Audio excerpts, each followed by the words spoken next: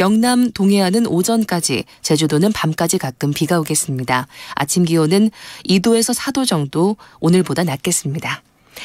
KBS 1라디오 10시 뉴스 이승현이었습니다. KBS.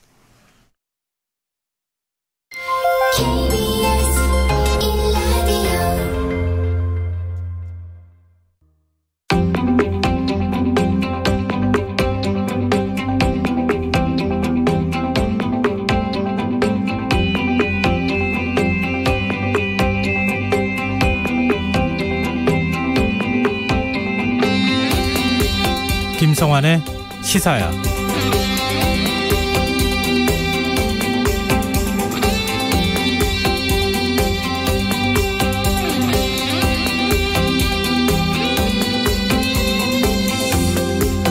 안녕하십니까.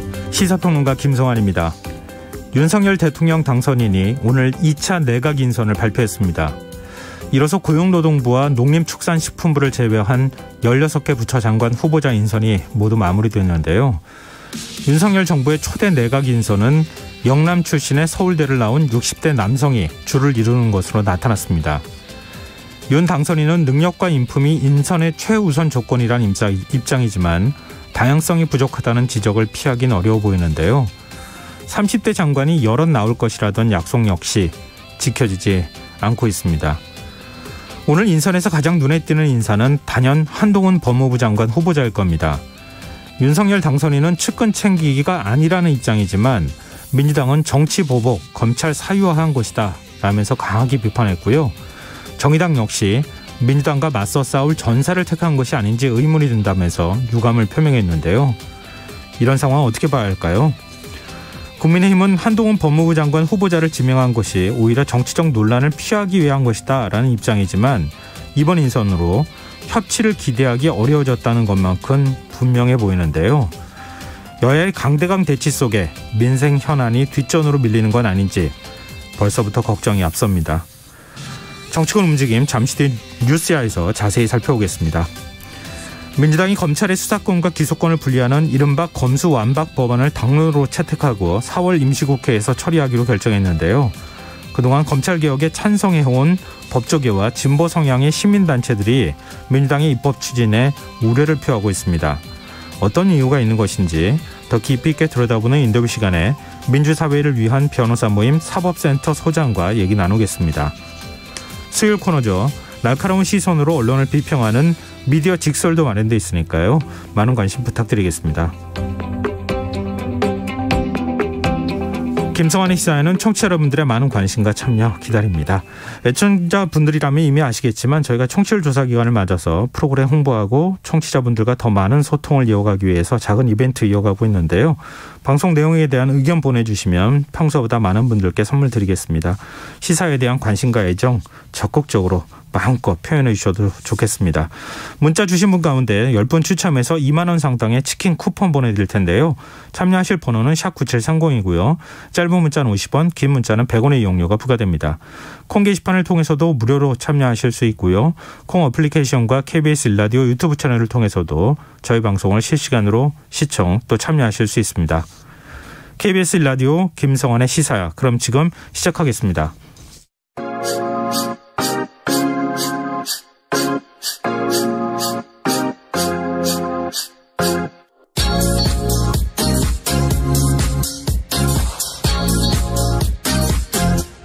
KBS 1라디오 김성환의 시사야.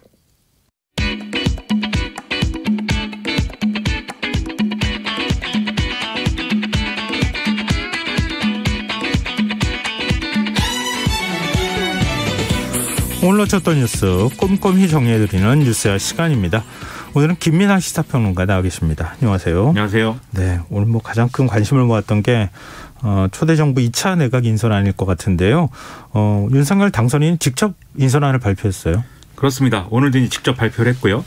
부총리 겸 교육부 장관 후보자 오늘 발표한 이제 인사 중에 직책이 제일 높은 건데 네. 김인철 전 한국외대 총장이 이제 지명이 됐습니다. 그리고 외교부 장관 후보자의 박진 국민의힘 의원, 통일부 장관 후보자의 권영세 의원, 행정안전부 장관 후보자의 이상민 전 국민권익위 부위원장, 환경부 장관 후보자의 한화진 한국환경연구원 명예연구위원, 해양수산부 장관 후보자의 조승환 전 해수과학기술진흥원장, 중소벤처기업부 후보자로 이영 의원 이렇게 지명이 됐는데요. 대망의 오늘의 메인 이벤트였던 법무부 장관 후보자는 한동훈 사법연수원 부원장 이 지명이 됐고요. 네. 추가로 대통령 비서실장으로 김대기 전 청와대 정책실장이 임명이 됐습니다. 네. 1차 인선하고 2차 인선, 근데 사실 이제 장관직 두 자리만 남은 상황이기 때문에 거의 다 개각이 끝났다 이렇게 해도 뭐 과언이 아닐 것 같은데요. 일단 좀 다양성이 부족하다 이런 지적이 나와요. 그러니까 이번 인선까지 포함해가지고 예. 지역 또 성별 안배 이것은 이제 인위적으로 하지 않았다. 이게 이제 윤석열 당선인 측의 설명이고 실제 그런 것 같습니다. 예. 그래서 16명의 장관 후보자 중에 호남 출신이 딱 1명, 여성은 3명에 불과했고요. 네. 60대가 9명으로 절반 이상을 차지했습니다. 그리고 출신 대학은 서울대가 7명으로 40% 이상이다. 그리고 출생지로 분류했을 때 영남이 7명을 차지한다. 이런 이제 분석 결과인 거고요. 네. 그래서 결과적으로 이게 쏠림 현상이 있는 것 같다. 이게 이제 언론의 분석입니다.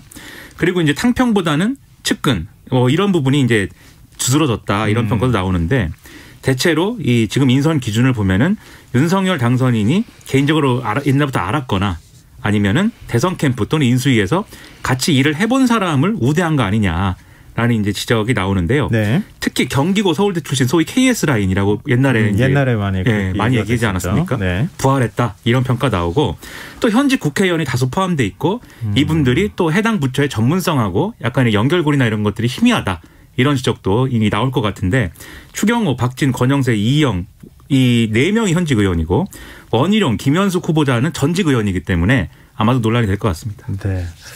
문재인 정부 인사에 대해서 국민의힘이 많이 비판해왔던 지점하고 좀 닮아있지 않나 생각도 좀 들기도 하는데요. 대통령 비서실장 인선도 있었어요. 그렇습니다. 이 김대기 전 청와대 정책실장인데요. 예. 기획예산처 예산실장, 통계청장 그리고 이명박 정부 때 청와대 경제수석, 정책실장, 정통 엘리트 경제관료 출신이다. 이렇게 얘기가 나오고요. 이 경제 전문성을 일단 평가했다. 이렇게 좀 평가하고 있고 또 청와대에서 행정관을 시작으로 해서 선임행정관, 비서관, 수석비서관, 정책실장 이렇게 쭉 두루 거쳤기 때문에 네. 이런 경험들이 높이 평가된 것이다 라고 분석이 나오고 있습니다. 네. 다만 아무래도 국회 경험은 없기 때문에 이걸 보완할 어떤 역할이나 직책 이런 것들도 필요한 거 아니냐 이런 지적이 있는데 네. 그러면서 지금 정무수석 비서관에 이제 이진복 전 국민의힘 의원이 내정됐다 이런 얘기도 나오거든요. 그래서 추가로 다른 이제 수석 비서관들의 어떤 역할이나 이런 것도 주목해볼 필요가 있겠습니다. 기획예산처 출신의 이른바 이제 경제통 관료가 대통령 비서실장 맡는 것도 이것도 좀 이례적인 일인 것 같고요. 근데 또 관심이 갔던 사안 중에 하나가 안철수 인수위원장이 몇 명의 장관을 추천할 것이냐 이 부분인데 지금 내각 인선 과정에서 조언을 하고 싶었지만 그런 과정이 없었다. 이렇게 또 본인 스스로가 밝히지 않았습니까? 그렇습니다. 그런데 2차 인선에서도 추천했다고 한 흔적을 찾기 좀 어려워요. 그렇습니다. 이른바 이제 안철수계 인사는 전무하다. 이게 이제 또 이번까지 2차 내각 후보자들의 지명자들의 어떤 성향을 분석을 해보면 예. 결국은 그런 결론에 도달하는데요. 애초에 안철수 위원장이 국무총리는 안 하겠다고 했기 때문에 그럼 장관 후보자들을 더 많이 배려해 주지 않겠느냐. 이런 이제 전망도 있었는데 좋은 인사를 적극적으로 추천하겠다는 뜻도 밝혔었잖아요. 그렇죠. 결과적으로 그렇게 되지 않았고 특히 이제 이태규 의원이 인수위원회에서 사퇴를 하면서 나는 내각에 참여하지 않겠다라고 적극적으로 의사를 또 밝힌 부분도 네. 결국은 인수위 내에 어떤 이러저러한 이 내각 구성을 둘러싼 어떤 알력이라든가 이런 갈등이 반영된 거 아니냐 이런 해석도 나왔거든요. 예. 결국 이게 국민의힘하고 국민의당 간 합당에도 부정적인 영향을 미치고 있다라는 분석까지 나오고 있기 때문에 남은 2개의 장관 후보직 고용노동부, 농림축산식품부 장관 후보자에 어떤 사람이 임명되느냐 이게 남은 어떤 뭐랄까요 지켜봐야 될 대목인데 그런데 이 자리에도 안철수계라고 분류될 수 있는 인사가 임명되는 것은 아마도 어렵다라는 게 언론의 대체적인 시각입니다. 안철수 위원장의 전문성이나 이런 것과 너무 멀잖아요. 2개 남은 장관직이. 그렇죠. 뭔가 과학 또는 네. 이제 보건 이런 쪽이 그렇죠. 강점인 건데 네. 이미 이제 그거는 지나간 거죠. 뭐 추천을 했었다 이런 얘기도 지금 나오고 있어서. 그렇습니다. 참. 그리고 이 윤석열 당선인과 안철수 위원장 혹시 또 인선에 대한 오늘 입장에 내놓은 게 있습니까? 바로 뭐 이제 공동정부 구상과도 연결돼 있을 것 같은데. 그렇죠. 여러 가지 얘기가 나왔는데요. 이 윤석열 당선인이 직접 한 얘기를 소개를 해드리면 기자들이 물어봤습니다. 인사 발표하기 전에 안철수계 인사가 포함이 돼 있느냐라고 네. 물어보니까 인사 원칙에 부합하면 어느 개든지 상관이 없고 거기에 부합하지 않으면 안 된다. 그 능력과 인품을 겸비하고 국민을 잘 모실 수 있는가가 우선적인 기준이다. 라고 얘기를 했거든요. 네. 그러니까 어떻게 보면 이 말을 좀 적극적으로 해석을 해보면 뭔가 인사 원칙에 부합하지 않는 인사도 추천이 된 것이다라는 그런 이제 해석도 가능한 겁니다. 이런 네. 얘기를 이제 해석을 해보면. 네. 아무튼 이런 논란이 되다 보니까 대선 기간 동안 안철수 캠프 상임 선대위원장을 맡았었고 안철수 위원장 측에서 이 부총리 겸 교육부 장관 후보자로 추천했다라는 얘기가 나오는 최진석 서강대 교수가 또 SNS에 쓴 글이 많이 이제 보도가 됐는데요. 네. 박근혜와 이명박 정부 때 사람들이 그대로 다시 다 돌아왔다. 각성의 세례를 통과한 냄새가 나지 않는다. 그러니까 비판적인 입장 나오고 있는 것이죠. 네. 뭐 지금 이제 최진석 명예교수가 내면이 크면 찔리더라도 송곳을 소중히 여긴다. 뭐 이런 비유적인 표현을 또 사용을 하기도 했잖아요. 그렇습니다. 송곳은 안철수 위원장이다. 예. 네. 그 정도는 뭐 얼마든지 감당을 좀 해줄 수 있어야 하는데 지금 그것도 안 됐다. 이런 것에 대한 불만을 표현한 것 같고 전혀 새로운 세력을 형성하는 일 외에 다른 길은 없는 것 같다. 이런 얘기를 해서 앞으로 또 안 위원장이 어떤 모습으로 보일지가 좀 지켜봐야 될 것 같고요.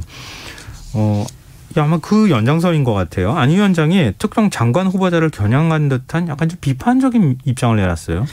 페이스북에 글을 썼는데요. 이런 내용이었습니다. 최근 보도된 고위공직자들의 관사 운영 현황을 보면 투명, 검소와는 거리가 멀다. 그래서 공직자 관사의 실태를 철저히 살피고 관사를 포함한 불효불급한 의전은 철폐하도록 하겠다라는 이제 내용이 핵심인데요. 관사요. 그렇습니다. 예. 이게 이러다 보니까 이종섭 국방부 장관 후보자의 이 논란을 겨냥한 거 아니냐라는 해석들이 나오고 있습니다. 이종섭 후보자의 경우에는 과거에 이제 관사에서 생활을 하면서 서울 잠실 그리고 경기 광교 등의 주택을 보유했고 뭐 이것과 관련돼서 관사의 관사 재테크 아니냐 뭐 이런 지적이 나오면서 네. 논란이 되고 있는데요. 이 논란이 커지다 보니까 다시 이제 안철수 위원장 측에서 좀 해명을 했는데 며칠 전에 초안을 작성해뒀던 글이기 때문에 특정인하고는 상관없고 일반론을 얘기한 거다라고 좀 확대 해석에는 선을 긋고 있습니다. 네. 그리고 오늘 2차 내각 인선에서 가장 관심을 받았던 인사가 아마 한동훈 검사장이 아니었을까 싶은데요. 윤석열 당선인이 한 검사장을 법무부 장관 후보자로 지명하면서 어떤 내용을 밝혔습니까? 일단 이제 어떤 법무 행정이라든가 이런 부분에서도 충분한 능력을 가지고 있고 충분한 역량을 발휘할 수 있는 인사이다라고 설명을 했는데요. 네. 근데 이제 배포한 보도자료랄까요? 이 인사 자료에 보면은 네. 추가적으로 이제 예를 들면 이쪽 저쪽 가리지 않고 이제 수사를 할 수 있는 그런 사람이라는 점 그리고 여러모로 뭐 이 핍박을 받았는데 그거를 견디고 어쨌든 자기 할 일을 했다라는 점을 높이 샀다는 내용이 포함되어 있는데 네. 이건 이제 윤석열 당선인이 현장에서 읽지는 않았습니다. 근데 아무튼 그런 내용까지도 보도가 됐고 그리고 이제 이렇게 좀 예상하지 못한 인사가 나오다 보니까 그리고 워낙 이제 윤석열 당선인의 최측근이고 또 아무래도 이제 논란이 있는 인사지 않습니까? 네. 그러다 보니까 기자들이 질문을 했습니다. 이거는 상당한 파격 인사 아니냐? 근데 윤석열 당선인이 절대 파격 인사는 아니다라고 얘기를 했습니다. 그러면서 유창한 영어 실력으로 다양한 국제 업무 경험도 갖고 있기 때문에 법무행정이 경제 발전을 뒷받침해야 되는데 그러려면 법무행정이 현대화돼야 되고 글로벌 스탠다드에 맞는 사법제도로 정비해 나가야 되지 않느냐? 적임자이다. 라고 얘기를 했고요. 국제적 커뮤니케이션을 원활하게 할 수 있는 그러한 인사로 미국 변호사이고 영어도 잘한다라고 재차 강조를 했습니다. 네. 법무부 장관 인선하면서 이런 이유를 얘기한 걸 좀 독특하다고 생각이 좀 되기도 하는데요. 국제적인 감각을 굉장히 중시하고 있습니다. 네.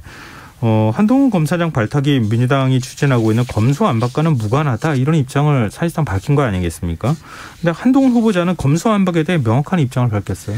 그렇습니다. 기자들이 참 잔인한 사람들입니다. 한동훈 후보자한테 가가지고 또 물어봤습니다. 검수안박에 대해서 어떻게 생각하느냐. 예.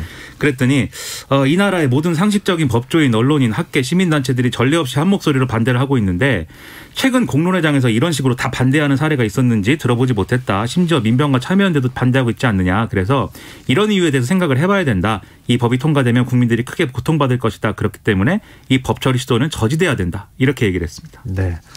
검찰 내부 분위기는 어떻습니까? 검찰 내부에서도 예상외다 이런 이제 평가가 많이 나오면서 네. 이 약간의 기대감과 그다음에 상당한 우려 이런 것들이 교차하고 있는 듯한 그런 내용들이 언론에 보도가 되고 있는데요. 네. 기대감이라는 것은 이런 얘기입니다. 결국 한동훈 검사가 막 이렇게 이 정부에서 요직에 앉아가지고 수사의 칼날을 휘두를 수 있게 되면은 앞으로 검찰이 하는 어떤 수사나 이런 것들이 보복 수사다 이런 프레임에 갇힐 수가 있게 될 텐데 그게 아니라 법무부 장관으로 가게 되면은 직접적으로 수사에 개입할 수는 없는 거 아니냐. 네. 그러니까 그런 부분에서는 논란이 줄어들게 됐기 때문에 안심이다. 이런 얘기가 언론에 나오는 한편 네. 다른 한편에서는 지금 예를 들면 이제 검찰이 모든 국민에게 신뢰를 받아야 되는데 결국은 특정 편인 거 아니냐 결과적으로는 윤석열 대통령, 한동훈 법무부 장관 이렇게 되면 네. 그래서 검찰이 신뢰를 여전히 받기 어려운 구조가 만들어져 버렸다. 이런 우려가 나오고요.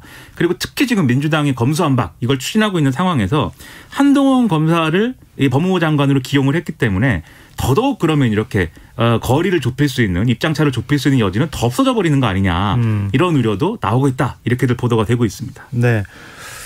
박범계 법무부 장관도 입장을 밝혔죠. 그렇습니다. 여러 갈래 해석을 할 필요가 없다라고 했고요. 명확한 의도가 있다는 거냐는 추가 질문에 심플하잖아요라고 얘기를 했는데 심플하다는 게 무슨 의미예요?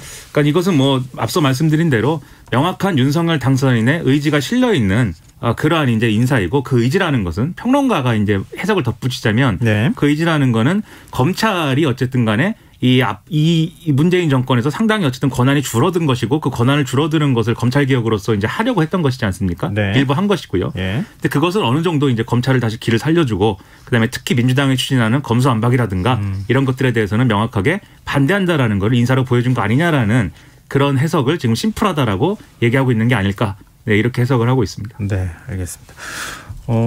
정치권 반응은 어떻습니까? 더불어민주당은 그야말로 격앙돼 있습니다. 네. 그래서 입장을 냈는데 검찰공화국으로 가는 서막이 열렸다. 상상을 초월하는 인사 결과에 충격을 금할 수가 없다라고 했고요. 최측근이자 현직 검사장을 법무부장에 지명한 것은 검찰권을 사유하겠다는 선언이다. 검언유착 사건 핵심 피의자를 검찰 사무의 최종 감독자로 앉히겠다는 것은 검찰의 정치 개입을 정당화하는 것이다. 또 이 법무부 장관과 민정수석의 역할을 다 하겠다는 거 아니냐. 이렇게 이제 얘기를 하고 있고요. 네. 정의당의 경우에는 이런 입장을 냈습니다. 대통령 당선인이 검찰총장 인사를 한 듯한 그런 모양새가 돼버렸다. 대통령은 칼을 잡는 사람이 아니라 칼을 쥔 사람과 그 칼끝을 다스려야 될 사람이다. 더불어민주당의 검찰 수사권 분리에 맞서 싸울 전사를 선택한 꼴이 되지 않았는가 의문이다라는 거였습니다. 네. 이 얘기는 여기서 마무리하죠. 지금 여러분께서는 KBS 라디오 김성원의 시사회와 함께하고 계십니다. 계속해서 뉴스야 이어가겠습니다. 민주당의 이른바 검수완박 법안 추진과 관련해서 김호수 검찰총장이 문재인 대통령에게 면담을 요청하겠다는 입장을 밝혔어요. 그렇습니다. 오늘 기자간담회를 자청을 했는데요. 오늘 대통령에게 정식으로 민주당이 당론으로 확정한 검찰 수사기능 전면 폐지 법안과 관련한 면담을 요청했다라고 밝혔습니다.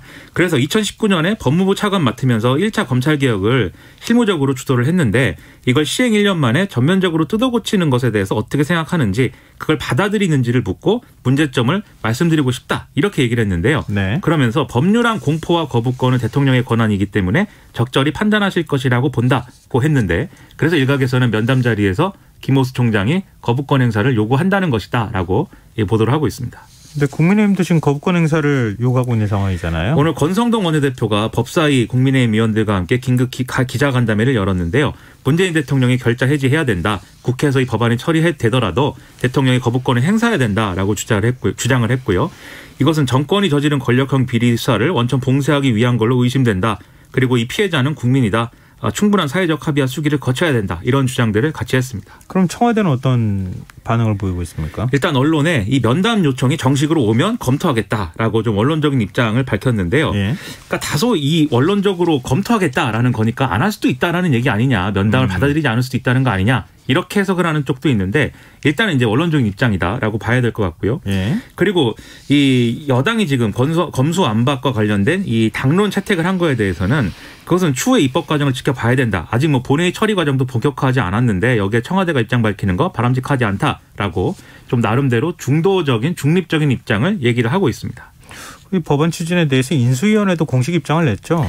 그렇습니다. 좀 입장을 자제하는 듯 보였는데 오늘 유상범 인수위 정무사법행정분과위원이 입장을 밝혔습니다. 그래서 검찰 수사권의 완전 폐지는 헌법이 검사에게 영장 신청권을 부여한 헌법 취지에 정면으로 반하는 것이다.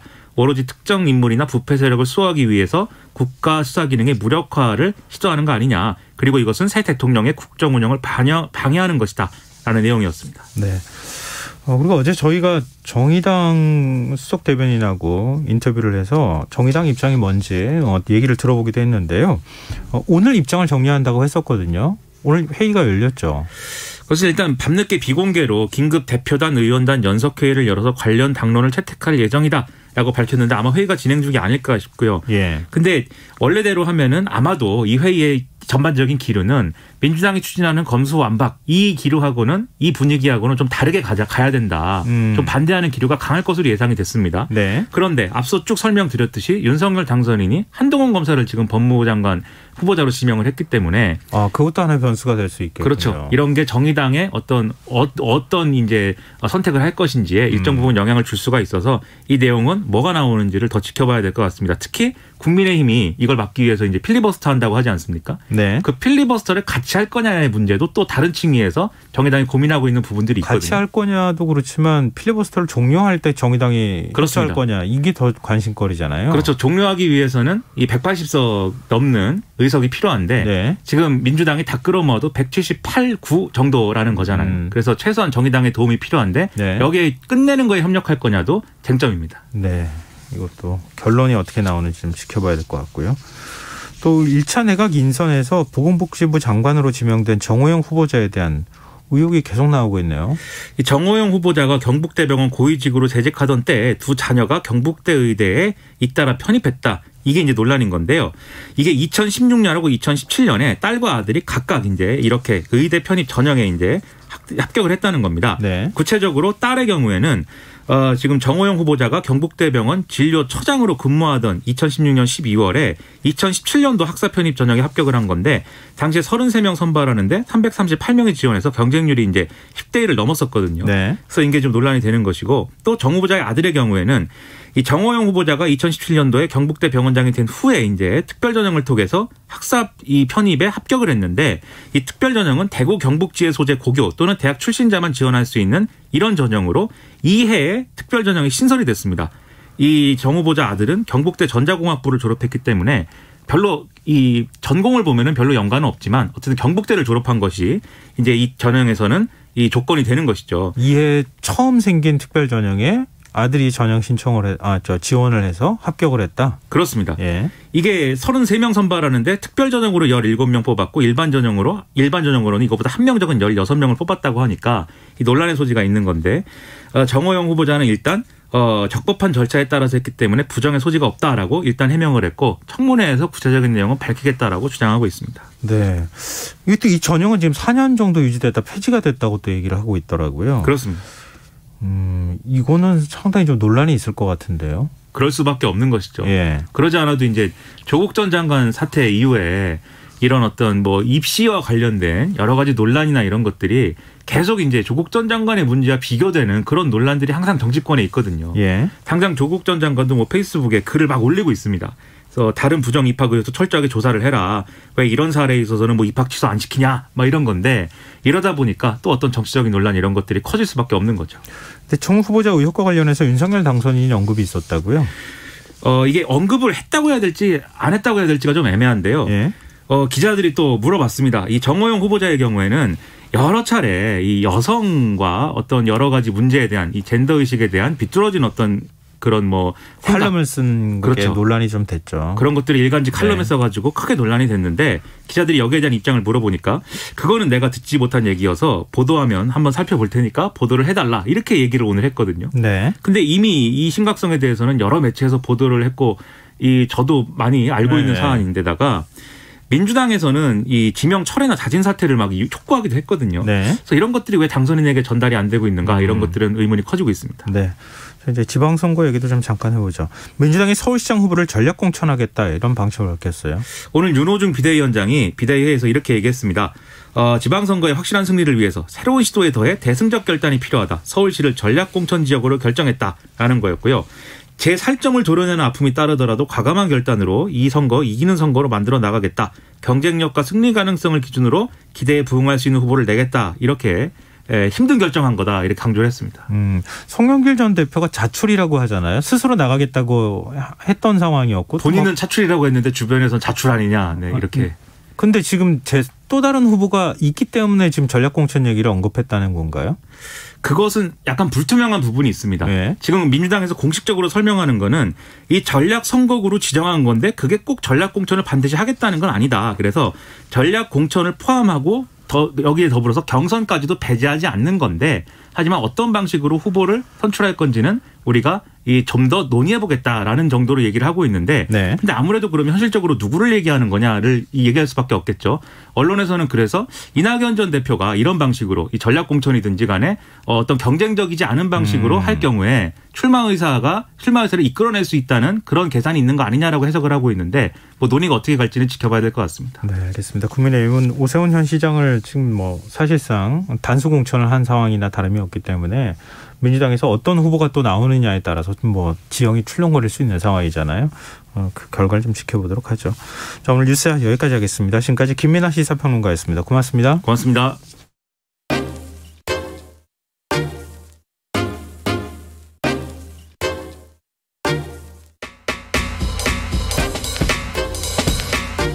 바쁜 당신이 알아야 할 모든 것 여기에 있습니다. KBS 1라디오 김성환의 시사야. 민주당이 추진하고 있는 검찰 수사권 완전 박탈, 이른바 검수완박을 두고 연일 시끄럽습니다. 이 논란의 당사자인 검찰이 술렁이는 것은 물론이고 학계와 법조계, 시민단체까지 우려와 비판의 목소리를 내고 있는데요. 그동안 검찰 개혁을 지지해왔던 민변도 입장을 내놨습니다. 장유식 민주사회를 위한 변호사 모임 사법센터 소장 연결해서 민변은 어떤 입장을 갖고 있는지 얘기를 좀 들어보도록 하겠습니다. 소장님 안녕하십니까? 네, 안녕하세요. 네. 민주당의 검수완박, 민변은 어떤 부분에서 우려를 표하고 계신지 먼저 좀 듣고 싶습니다. 예, 사실 이게 좀 얘기를 제대로 전달하기 위해서는 이 검수완박이라는 얘기부터 좀 정리를 하긴 해야 되는데 일단 뭐 차차 말씀드리기로 하고 예. 사실 저희가 그 논평을 통해서 말씀드린 거는 민주당에 대해서만 얘기한 건 아니고요. 네. 그러니까 민주당이 지금 수사권 조정이 된 지 1년밖에 안 된 상태에서 거기에 대한 충분한 모니터링을 통해서 이게 어떤 방식으로 작동하고 있고 무엇이 부족한지에 대한 좀 충분한 검토 없이 진행하고 있는 부분에 대해서 걱정스러운 목소리를 냈고요. 예. 사실 그게 그렇게 된 이유가 사실 윤석열 당선인이 그 공약 단계에서도 그렇고 최근에도 그렇고 소위 뭐 검찰공화국이 도래하는 것은 아닌지 하는 좀 걱정스러운 상황들을 좀 만들고 계시잖아요. 그래서 네. 사실 이런 상황들 속에서 검찰공화국에 대한 우려와 또 민주당이 이 수사 능력이나 수사권 문제에 대해서 1년도 안 된 상황에서 다시 새로운 부분들을 시급하게 진행하는 부분들이 국민께는 좀 불편함을 끼친다. 그런 차원에서 이 양쪽에 대해서 전부 좀 자숙하고 심사숙고해서 건설적인 대안을 낼 필요가 있다라는 의미에서 저희가 좀 비판적인 입장을 낸 것이라고 보시면 되겠습니다. 네, 말씀을 직접 들어보니까 언론의 보도를 통해서 저희가 접하는 거하고는 맥락이 조금 다른 것 같다. 그러니까 민주당의 검수완박 추진에 대해서 우려를 표하신 것이라고 생각을 했는데 양쪽에 다 우려를 표하신 것이다. 네, 이렇게 저희 논평을 잘 읽어보시면 그렇게 돼 있습니다.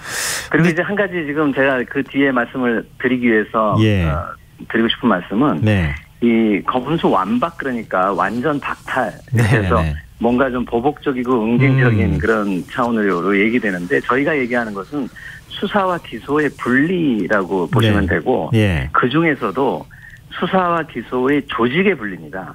그러니까 저희는 검사들이 어떤 공소를 제대로 하기 위해서라도 기소를 제대로 하기 위해서라도 수사 기능을 완전히 포기할 필요는 없다고 보는 거거든요.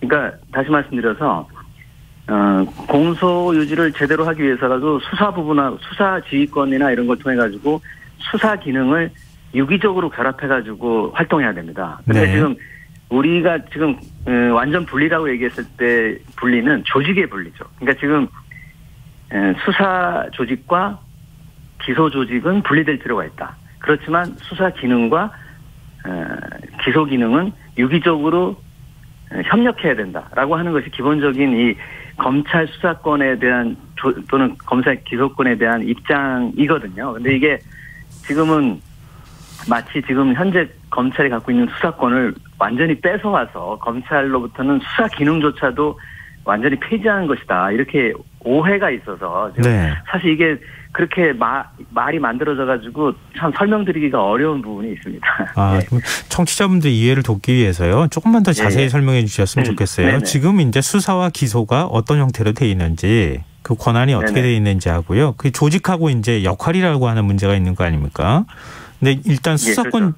검경 수사권 조정이라는 게 한 차례 있었기 때문에 더 헷갈리는 측면도 있거든요. 네네네. 근데 지금 말씀하신 건 좀 다른 내용일 것 같은데 좀 쉽게 풀어서 지금 현재하고 비교했을 때 어떤 변화가 있을지 말씀해 주시면 어떨까요? 그 말씀을 드리면 좋을 것 같은데 네. 지금 우리나라 검찰이 검사의 숫자가 2,200명 정도 됩니다. 네. 근데 그 검찰청에 소속돼 있는 검찰 수사관이 7,000명이 넘고요. 그중에 예. 있어서 이제 수사관이라고 해서 사법경찰관 리로 보해져 있는 수사관들이 6,000명이 넘거든요. 네. 그러니까 검사의 숫자보다 3배 정도 되는 사람들이 직접 수사를 담당하는 검찰 수사관으로 지금 존재를 하고 있어요. 그러니까 네. 검사방에 있는 계장이라든가 또는 별도로 수사관실을 만들어가지고 수사를 하고 있는 그분들. 예. 근데 여기서 이분들이 검찰이라고 하는 그 조직하에 그 산하에 존재를 하면서 검찰 식구처럼 돼 있는 거거든요. 네.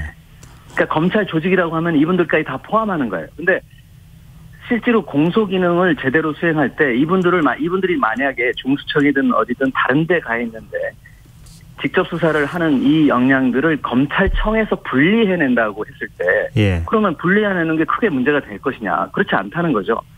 이분들을 이제 수사 조직과 공소 조직을 분리한다라는 거는 지금 직관적으로 봤을 때는 이 검찰 수사관들을 검찰청의 소속 조직으로 소속 직원으로 하지 않고 별도의 조직으로 만들어서 경찰이든 중수청이든 수사를 제대로 할 수 있도록 지원하고 예산과 인력을 확보하는 방식으로 하면 그게 네. 바로 수사 기소의 조직 분리입니다. 네. 근데 지금 검찰에서는 계속 검사의 수사권을 빼앗는 것처럼 자꾸 얘기하거든요. 네네. 지금 그리고 외국의 예를 들면서 검사가 수사를 하지 않는 곳은 어느 나라도 없다 이렇게 얘기하는데 예. 저희가 그 부분에 대해서 잘 살펴봤는데 예를 들어서 미국 같은 경우에 검사가 수사를 할 수 있지만 예. 미국의 검찰청에 우리나라 검찰 수사관 같은 이런 직접 수사 인력은 없습니다. 네. 그러니까 검사는 검사대로 있는 거고 예. 수사 조직은 따로 있기 때문에 그 네. 수사 조직에 대해서 수사 지휘를 한다든가 아니면은 협력을 통해 가지고 예. 그 공소 유지에 필요한 수사 기능을 계속 이행을 하는 거거든요. 그걸 우리가 검사가 수사를 한다고 얘기하는 거예요. 네네. 근데 우리는 그 직접 수사를 하는 검찰 수사관들을 바로 밑에 자기 검찰청 조직 밑에다 두고 이 사람들을 검찰 식구라고 하는 검찰이라고 하는 거대한 집단 안에 포함시켜 놔야지만 이게 네. 제대로 수사된다고 얘기하는데 그거는 절대 아니고 예. 이런 식으로 직접 수사 인력을 직접 검사들이 검찰청이라고 하는 조직적인 테두리 안에 두고 있는 나라는 세계 어느 곳에도 없습니다. 그건 확실합니다. 그러니까 검사가 수사권을 가지고 있다라고 얘기했을 때는 수사 기능을 유지하고 있다라는 것이고요. 아까 말씀드린 대로 조직은 분리돼 있다 하더라도 그 조직에 대해 그 수사 조직에 대해서 수사 지휘권을 행사한다든가 협력 관계를 유지함으로 인해 가지고 수사 기능을 공소 기능과 함께 유지하고 있다 이런 의미죠. 예. 네네. 설명을 들어보니까 조금 더 이제 이해가 되는데요. 민주당이 네네. 추진하고 있는 이른바 검수완박이라는 것도 말씀하시는 것 같은 그런 성격을 갖고 있는 겁니까? 지금 이제 수사관을 분리해서 뭐 예를 들면 FBI 네네. 같은 조직을 만든다거나 뭐 이렇게 예를 들고 있거든요. 근데 그 수사관을 분리하는 그런 분리해서 FBI 같은 조직을 만드는 걸 얘기하는 겁니까? 아니면은 검사의 수사권 자체를 아예 없애버리는 겁니까? 그러니까 민주당으로부터 직접 얘기를 들은 건 아니기 때문에 네. 뭐 그 민주당의 입장을 말씀드릴 수는 없지만 그렇게 하지 않고서는 올바른 수사기소 분리가 될 수 없다고 생각합니다. 그러니까 수사 기소의 분리는 조직의 분리를 얘기하는 것이지 기능의 분리를 얘기하는 것은 아니고 민주당도 마찬가지 입장이라고 생각하고 있습니다. 그런데 그러면은 민변에서 입장 발표하실 때 속도 조절론을 얘기하고 계시잖아요. 근데 민변이 지금 입장을 갖고 계신 그런 형태라고 한다면 수사관을 분리해서 검사의 수사권은 두더라도 수사관이 수사하고 공조를 서로 한다든가 이런 식으로 조직의 분리를 하게 되면 민주당이 그걸 수용한다고 하면 그럼 찬성하실 의향이 있으신 겁니까? 저희는 그 큰 틀에서 수사기소 분리라고 하는 것을 말씀드리고 있는데 그게 정확하게 얘기하면은 그래서 저는 이제 굳이 약자로 얘기하면은 수사기소의 조직 분리, 수기조분이죠. 네네. 좀 새로운 자꾸 검수완박은 이게 너무 오해의 소지가 많아가지고 뭔가 새로운 그래서 민주당에서는 검찰 선진화라든가 뭐 검찰 기능 정상화라든가 이렇게 자꾸 얘기하는 것 같은데 검수완박이 너무 인처럼 박혀져 있기 때문에 좀 그걸 바꾸기는 좀 어려운데요. 저희는 이제 그런 식으로 뭔가 보복적이고 응징적인 형태로 뭐 하는 그런 게 아니고 수사와 기사는 그러니까 이게 원론적인 차원에서 보면은 수사를 한 사람이 기소까지 하겠다라고 미리 마음 먹고 수사를 하게 되면 그 수사는 통제할 방법이 없는 거 아니겠습니까? 네네. 당연히 수사와 기소는 서로 견제하고 균형을 맞춰가지고 수사가 잘못된 건 아닌지 그리고 공소를 통해가지고 정의 구현이 되는지 이런 부분들을 서로 체크할 수 있는 방법이 돼야 되는데 우리는 지금 그 기능이 전부 검찰청이라고 하는 조직 내에 통합되어 있기 때문에 이 부분을 조직적으로 분리하는 것이 시급하다는 거죠. 근데 이게 자꾸 기능적인 분리, 마치 검사로부터 수사권을 빼앗는다라고 하는 의미로 자꾸 얘기가 돼서 이게 제대로 그 의미가 전달이 안 되고 있는 것이 저는 제일 큰 문제라고 생각합니다. 지금 뭐 검찰 쪽에서도 그렇지만 뭐 인수위원회에서도 그렇고요. 국민의힘에서는 이거 수사 기소 분리는 위헌이다 이렇게 주장하고 있거든요. 이 주장에 대해서 어떻게 보십니까? 오늘 그 말씀하셨죠. 우리 검찰총장이요. 김호수 검찰총장이 그 얘기를 하셨는데 그리고 헌법이 그 직접 수사권을 검사에게만 주고 있다. 그렇게 또 말씀하셔가지고 저희가 또 논평을 냈습니다만 헌법에는 잘 보시면 12조하고 16조에 영장 청구권에 대해서만 검사가 가지고 있는 것을 언급하고 있을 뿐입니다. 영장 청구하는 게 수사는 아니거든요. 그거는 어떤 사법작용의 하나죠. 그런데 지금 그게 위헌이라고 얘기하시는 거는 저는 뭐 헌법을 좀 왜곡하는 거라고 생각을 하고요. 오히려 수사를 누가 하고 공소를 누가 하고 하는 것은 헌법에 규정되어 있는 것이 아니라 국민의 뜻을 헤아려서 입법권자, 그러니까 국회가 해야 되는 일이라고 생각합니다. 그리고 그거는 명백하고요. 헌법에 검사만이 수사의 주체다. 오늘 그렇게 말씀하셨던데 그거는 전혀 사실이 아니라고 말씀드리겠습니다. 뭐 지금 김호수 검찰총장 얘기도 저희가 인용을 했지만 검찰들 일선 검사들까지 지금 집단 반발하고 있는 거 아닙니까? 집단 행동을 사실상 하고 있는 건데요. 이런 검찰의 태도 어떻게 보십니까? 좀 걱정스럽죠. 이게 검찰이 권력화가 너무 심하게 돼 있다라고 하는 반증이라고 생각을 하고요. 이게 어쨌든 공무원이고 검찰이 그리고 부정적으로 비쳤던 사례들도 많이 있지 않습니까? 과거에 뭐 벤츠 검사라든가 뭐 또는 김학의 씨 문제라든가 뭐 지금 법무부 장관으로 얘기되고 있는 분도 휴대폰 비밀번호도 안 풀어가지고 수사가 진행되지 않았는데 무혐의 됐는데 그게 사실 누가 상식적으로는 이해가 되기 어려운 부분이거든요. 검찰이 그동안에 국민의 신뢰를 받는 수사 조직이었느냐 이 문제부터 좀 자성을 해야 된다고 생각하고 이 문제가 사실 과거 정권에서는 그러니까 문재인 정부 상황에서 윤석열 당선인이나 김호수 총장도 수사기소 분리에 대해서 찬성하는 입장을 여러 번 얘기했었어요. 근데 지금 상황이 바뀌니까 집단적으로 반발하고 뭔가 이게 정의에 반하는 조치를 취한 것처럼 얘기를 하는데 이거는 좀 자기 모순적인 거라고 생각을 하고요. 이렇게 집단 행동을 하는 것은 사실상은 공무원법 위반입니다. 국가공무원법 위반. 마지막으로 이것 좀 여쭤보고 싶습니다. 한동훈 사법연수원 부원장이 법무부 장관 후보로 지명됐는데요. 이번 인사 어떻게 보십니까? 뭐 그전 사실 놀라운 소식이라고 생각을 하고요. 이 정부가 윤석열 정부가 사실 굉장한 부담을 안고도 이렇게 하는 것에는 여러 가지 의도가 있을 거고 국민들이 이걸 보실 때 뭔가 느끼시는 게 있을 거라고 생각합니다. 제가 뭐 이것에 대해서 왈가왈부한 문제는 아니고 굉장히 정치적으로 공방이 되고 있기 때문에 다들 느끼실 거라고 생각하는데 저는 어쨌든 적절하지는 않다고 생각합니다. 그리고 수사를 잘하시는 분이지 법무 행정을 잘하시는 분은 아니고 그래서 적절한 인사는 아닐 것 같은데 뭐 여러 가지 이거는 너무 정치적으로 공방이 되고 있어서 제가 한마디 보태는 것이 그렇게 적당하지는 않은 것 같습니다. 알겠습니다. 오늘 말씀 여기까지 듣겠습니다. 말씀 고맙습니다. 네, 고맙습니다. 지금까지 장유식 민주사회를 위한 변호사 모임 사법센터 소장이었습니다.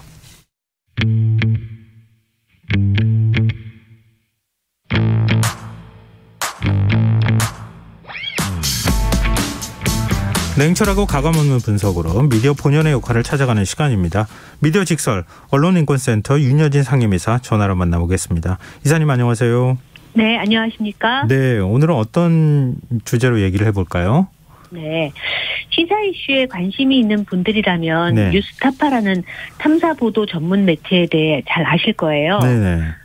뉴스타파는 한국기자협회 전국 언론노조에 소속되어 있고 있는데 어제 이제 뉴스타파가 대통령직 인수위원회에 출입할 수 있게 해달라는 기자회견을 열었습니다. 뉴스타파는 지난달 22일 인수위에 출입기자 등록을 신청했지만 3주가 넘도록 승인이 되고 있지 않은 상태고요. 네. 윤석열 당선인이 대통령 선거 이후 기자들과 티타임을 자처하면서 언론과의 접점을 늘리겠다고 하는 상황에서 왜 이런 일이 발생하고 있는지 좀 알아보는 시간을 갖고자 합니다. 근데 뉴스타파만 말씀하셨는데 출입 거부당한 언론사가 더 있죠? 네, 있습니다. 뉴스타파와 뉴스버스, 미디어오늘, 서울의 소리 같은 언론사들은 지금 현재 이제 출입이 배제된 상태예요. 예. 지난달 21일부터 23일까지 이제 인수위에 있는 기자들로부터 출입기자 등록 신청을 받았고요. 다수의 언론 기자들이 출입 등록이 됐다는 통보를 받았습니다. 어떻게 보면 유명세로 언론을 분류해서는 안 되지만 대중들에게 잘 알려지지 않는 언론사 소속 기자들도 이제 인수위 출입이 등록됐다는 점에서 본다면 예. 지금 뉴스타파, 뉴스버스, 미디어오늘, 서울의 소리 같은 매체들이 왜 등록을 거부당한 건지 출입을 거부당한 건지 좀 그 배경에 관심이 쏠릴 수밖에 없는 상황이라고 볼 수 있을 것 같습니다. 근데 언론사 출입을 허용하는 어떤 뭐 기준이 있습니까? 네, 인수위에서 이들에 대한 출입 등록을 지원하는 이유가 사실은 명확하지 않아요. 그게 이제 문제라고 좀 보여지는데요. 네. 뉴스타파, 뉴스버스, 서울의 소리는 언론계 이제 협회 소속으로 인수위에 관련 증명서를 제출한 상태인데, 예. 인수위 공보 관계자들은 승인 결재가 아직 떨어지지 않았고 심사를 거쳐 순차적으로 출입 등록이 진행 중에 기다려달라고 말한 상태입니다.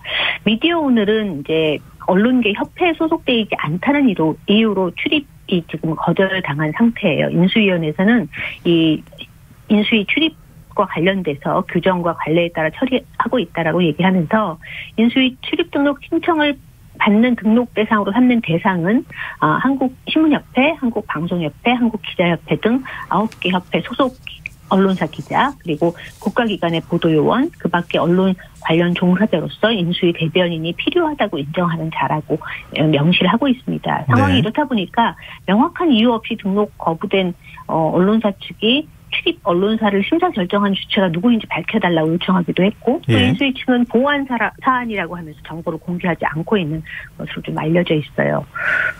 미디어 오늘은 여기에 대해서 네.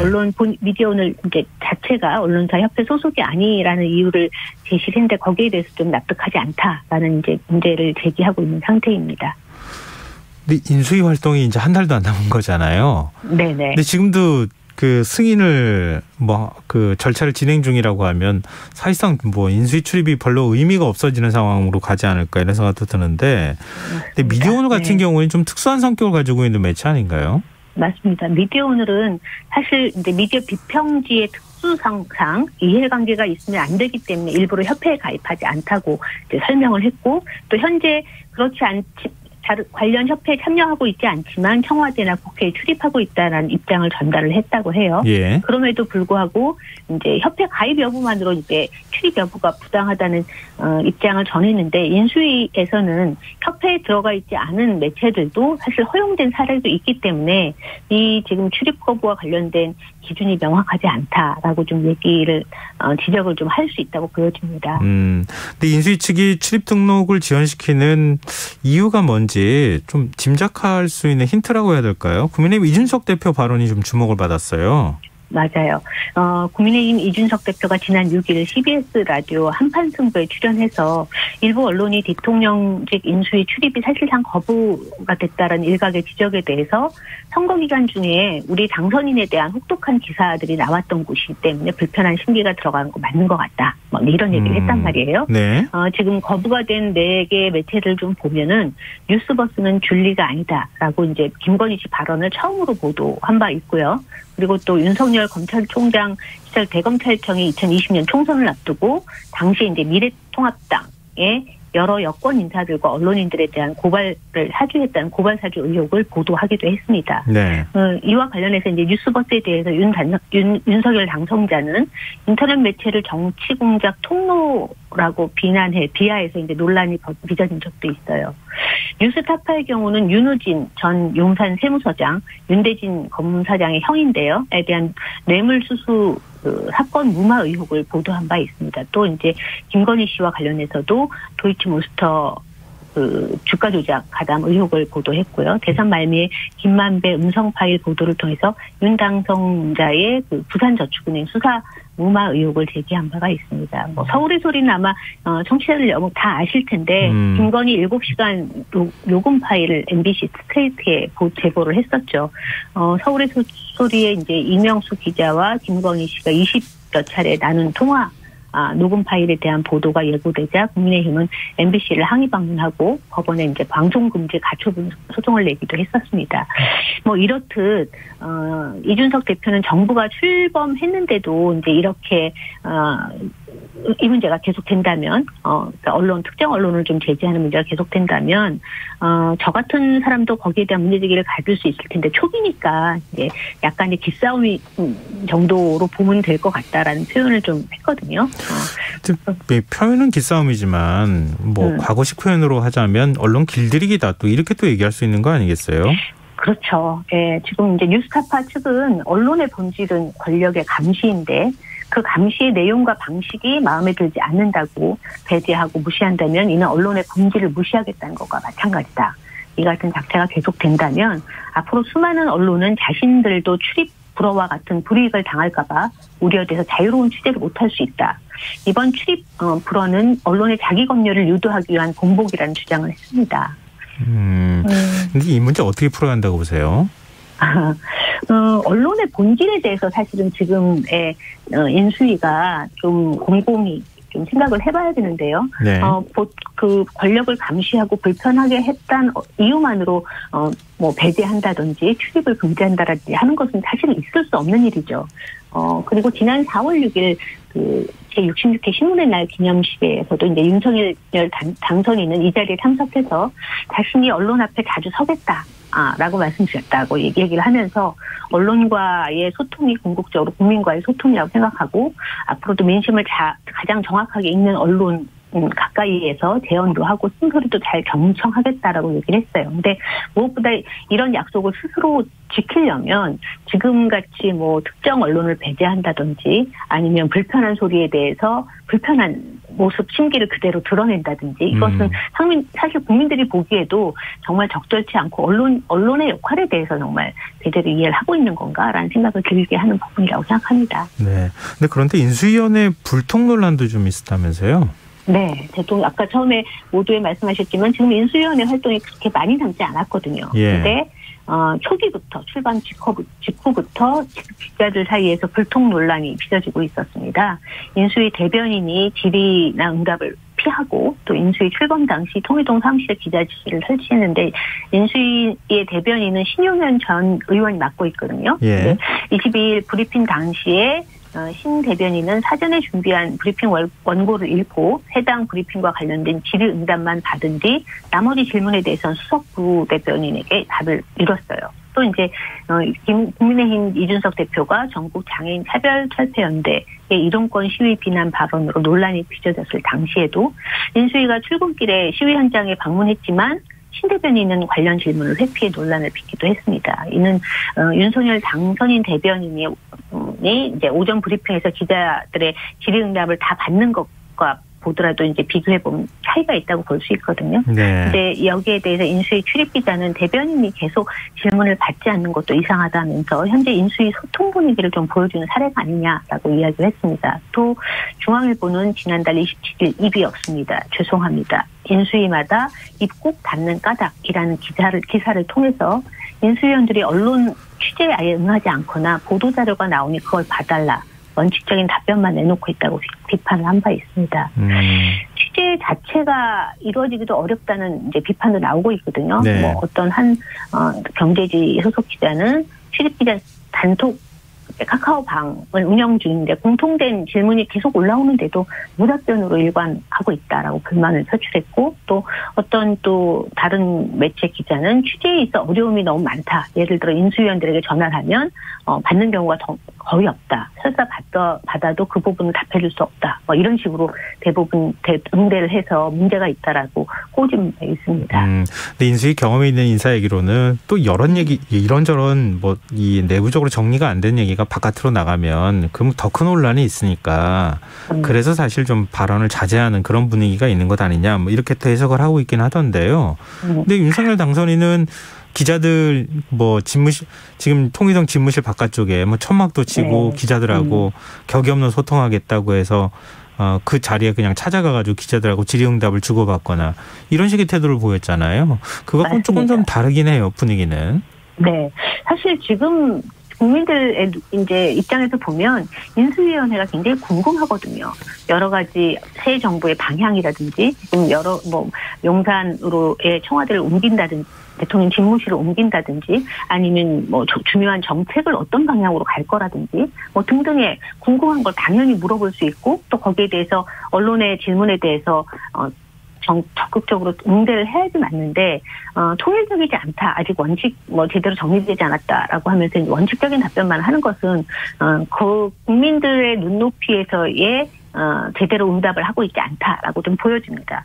사실 윤 당선인은 집무실을 북방부로 옮기면서 1층을 플래스룸으로 자주 하고 자주 가야 되지 않겠나. 그 전에 기자실 자주 가신 분이 이제 김대중, 노무현 전 대통령 두 분인데 네. 5년 동안 100회 이상 가셨다. 그러면 거의 한 달에 2번 가셨다고 보면 된다. 가급적 기자님들 자주 뵙겠다. 이런 언급을 했거든요. 근데 문제는 사실 뭐 약간 지금 그런 느낌을 받고 있는데요. 기자들과의 스킨십을 늘리는 것이 프레스 프렌들리가 아니라는 거죠. 국민 아까도 잠깐 말씀드렸듯이 대국민의 소통의 1순위는 국민들이 궁금해하고 또 물어보는 질문에 성실하고 당당하고 또 투명하게 답변하는 게 우선인데 최근 윤석열 대통령 당선인이 기자실을 방문했을 당시 대변인들이 기자들에게 현안 질문을 하지 말라라고 요청한 사실이 알려져서 논란을 빚은 바 있거든요.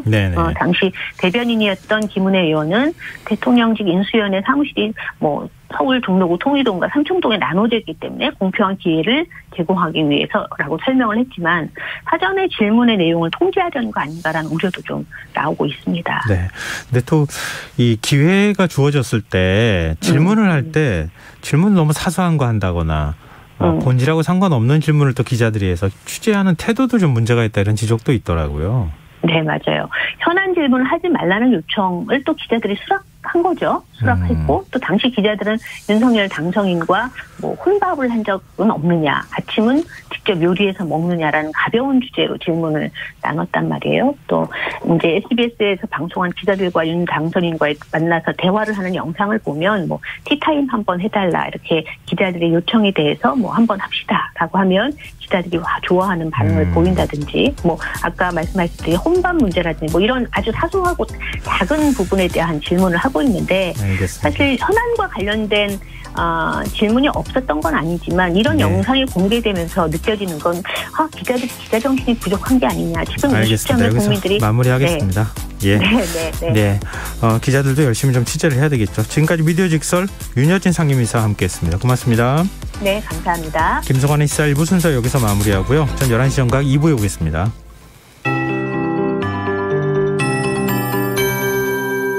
KBS 58분 날씨. 내일은 전국이 대체로 흐리겠습니다. 아침까지 전국 대부분 지역에 비가 오겠고 경상권 동해안은 오전, 제주도는 밤까지 가끔 비 오는 곳 있겠습니다. 예상 강수량은 제주도 20에서 60mm, 충청권과 전북, 경북 북부는 5에서 40mm, 경기 남부와 강원 남부, 전남권과 울릉도, 독도는 5에서